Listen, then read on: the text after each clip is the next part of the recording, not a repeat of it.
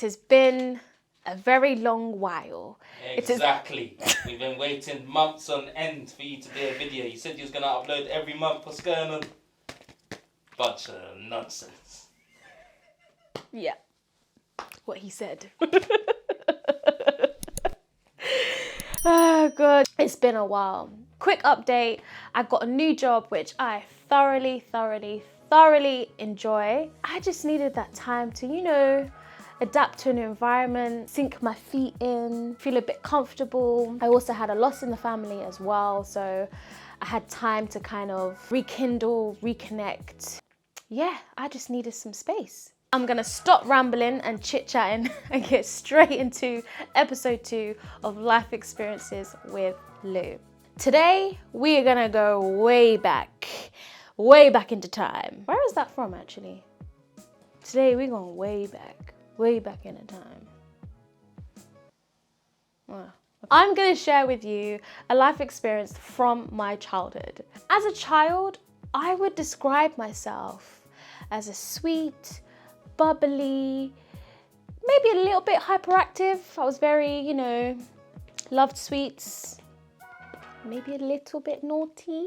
I was also very confident as a child. You know, when your parents first take you to preschool or nursery, and this experience can be super overwhelming. Some children will be crying because they don't want to leave their parents, and they feel really sad because they feel like they're going to be alone and there's all these kids. I was the complete opposite. I was like, peace out, bitch. I'm having the best time of my life. Yeah, I did not care. Yeah, bye. I don't want to go back home. I want to stay here in nursery with all my friends and have fun. I was that kind of child, but I think the best person to describe me as a child, I mean, of course, would be my mum.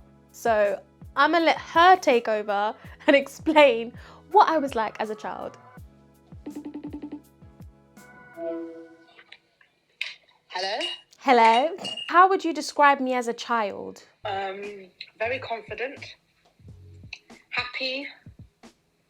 You were very caring, definitely a drama queen. Drama queen?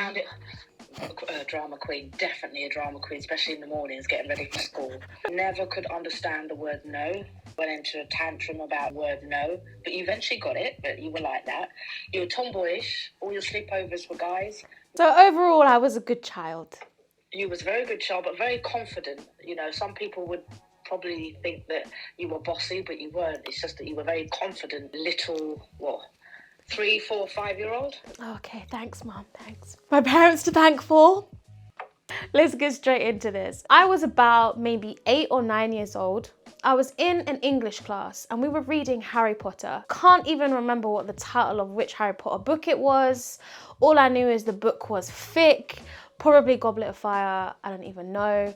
Sadly, I do not fit in the Gryffindor category, but I am a Hufflepuff. Shout out to all the Hufflepuff people, girls and gals. Yay! Guys and girls and girls and gals, girls and girls.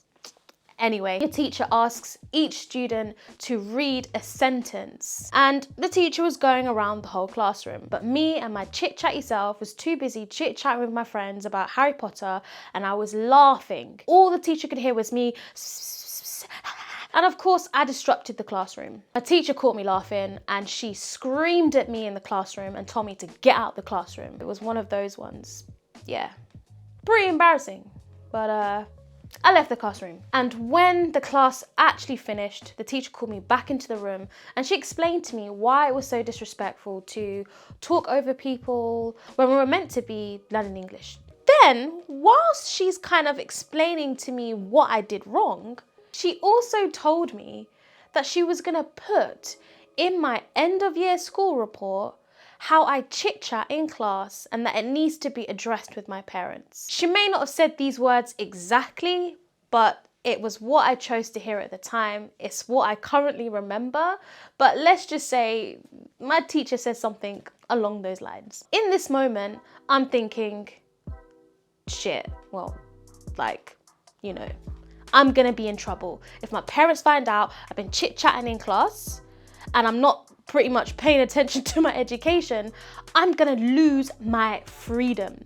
And freedom to me at that age was going outside and playing with all the neighbors' kids, you know, running outside when the ice cream van was coming, you know, the childhood typical things. So from my teacher basically telling me that, I'm now full of anxiety and I'm thinking, when on earth are my parents gonna get this end of year school report, and am I gonna be able to do anything to stop my parents from reading the fact that I'm chit-chatting in class? A whole week goes by and it's a Thursday and we're packing up for the end of the day of school and the teacher hands out our end of year reports. This was the first time I have ever experienced this in this school, because I left another primary school, came to a new one, and I didn't know that the teachers give the students the end of year reports to give to your parents.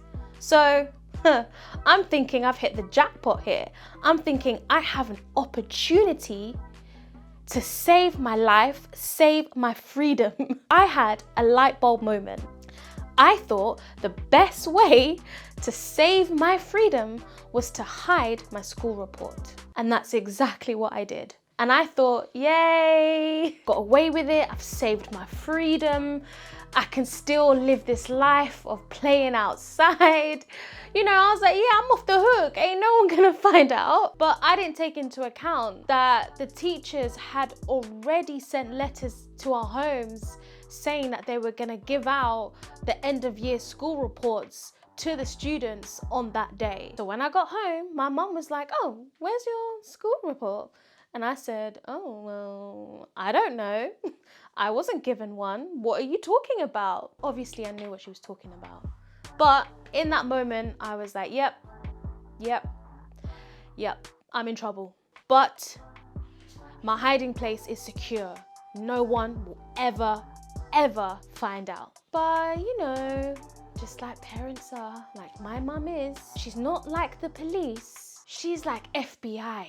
So she called the school, she called the teacher and said, hey, you didn't give my daughter her school report. And the teacher turned around and said, well, I did give it to Louise. She does have the school report. Basically, what happened is there wasn't an argument between my mum and the teacher, but my mum was sticking up for me. She had my back and she goes, well, are you calling my daughter a liar? Because she said she wasn't given one. So I did make things a bit tricky for my mum. Like a big joke. Very cross with the teachers.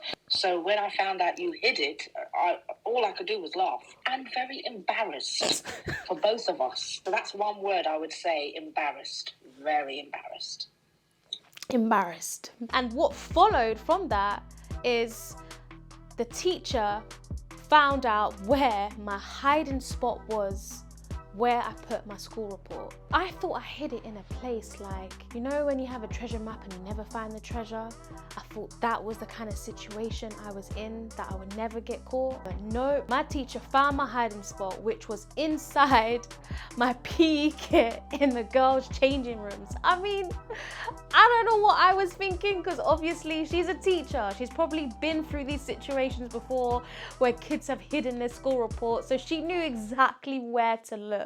Teacher called up my mum, told my mum what I had done, and my mum picked me up from school that day. And instead of us, you know, catching the bus and going home, my mum was like, no, we're going inside the classroom. Follow me. My heart was pounding. My heart was not in my throat. My heart was in my head, because I knew I had been caught. The funny thing is when I sat down, I didn't even have anything to be afraid of, because my mum and the teacher went through my end of year school report. There was nothing but praise in my school report. There was nothing about me chit-chatting in English and, you know, not paying attention to my education. I mean, don't get me wrong. The teacher shouldn't have said to me, well, threatened me that she was going to put this in my school report. Otherwise, I never would have done this in the first place. But I really didn't have anything to worry about. Anyway, to finish off the story, we go home. My dad finds out.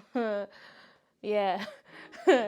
So, you know, it was like 2 against 1, you know, your mum, dad against me. I got into big trouble. I was grounded. I lost my freedom probably for about a week. But, you know, I got it back. I was still able to go outside and play with the neighbors' kids, get my ice cream from the ice cream van. And you know what?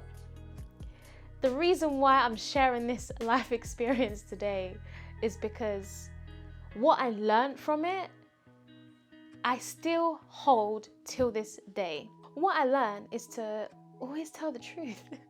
The truth sets you free. You know, my dad used to always say this to me, the truth sets you free. Always speak the truth. I didn't always learn from that. I did in this instance. And I also learned that even though I was confident as a kid, I had no idea within myself of realizing how confident I was and how clever I was, how intelligent I was, and how passionate I was actually about school. And I learned that, you know what, if I want to express myself, just express myself. And if I could get in trouble, all I've got to do is apologize and just learn from it. Telling the truth really does release a big weight off my shoulders. And like I said, I didn't always follow this advice from this experience in terms of what I've learned. Anytime I catch myself slipping, I always come back to this moment of remember when this happened and this is what I did and this is what I learned. Like, why am I not doing this now? Okay, this is what I can do to fix it and move forward. That is the end of today's video. I really hoped you liked the story. If you like this video, do hit that like button and of course, hit the subscribe and bell notification button so you'll be notified of my next video. Thank you so much for watching and for being patient, and I'll see you in the next one.